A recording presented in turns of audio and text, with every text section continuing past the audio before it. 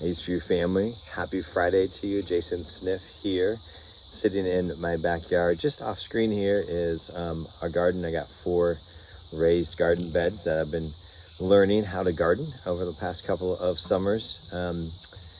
Anyway, it's a reminder that some of us have what's called a green thumb, and some of us do not, in the sense of if you touch something, for some reason it just grows, or maybe if you touch something it doesn't grow. I don't know. I'd be curious to know if you have a green thumb or what that looks like for you and your family. But for us today, that somehow works itself into what we're looking at, what we've been looking at in John 11. And there's so many things here. I'm just focusing on the very last part of John 11, the actual miracle of Jesus raising Lazarus, his friend, his good friend, from the dead. And basically this, when Jesus, dead things don't stay dead. He literally, what he puts his hands on, there's always life that goes from him to somebody else or to a situation. And he literally is doing this in probably the most miraculous way so far recorded in the book of John. But I want us to think about this for just a moment. Lazarus' sisters, Mary and Martha, were probably the ones that bound Lazarus' body after he died.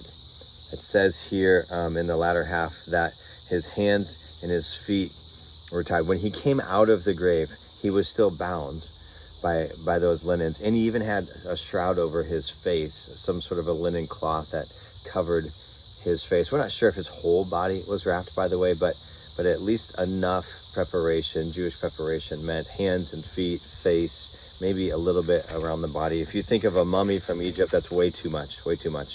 But there is some sort of process and preparation for his burial, most likely done by his sisters. And so not only do you have them running to Jesus, as we saw earlier in the passage, that if you are only here, but they're literally seeing the work of their own hands being reversed, as in resurrected and healed. Lazarus is alive, and he's bound by the very things that his sisters put on him and to honor him.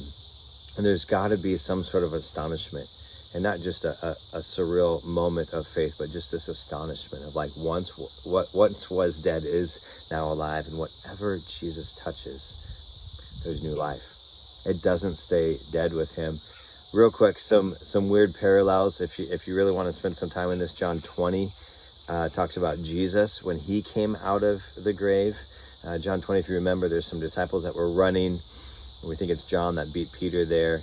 But there's some descriptions of that veil over the face of Jesus was folded and put aside.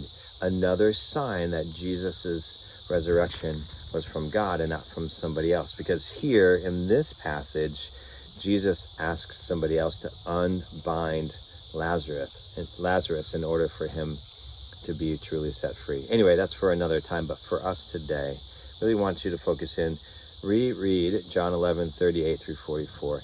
And just focus in on Jesus, his touch. Whatever he touches, dead things come back to life. He brings life wherever he goes. Even his voice speaks loudly in such a way that new life comes through that. It's a reminder for you and I today that Jesus can, does, and will speak life into us today. Guys, thanks so much. I hope you have a great Friday.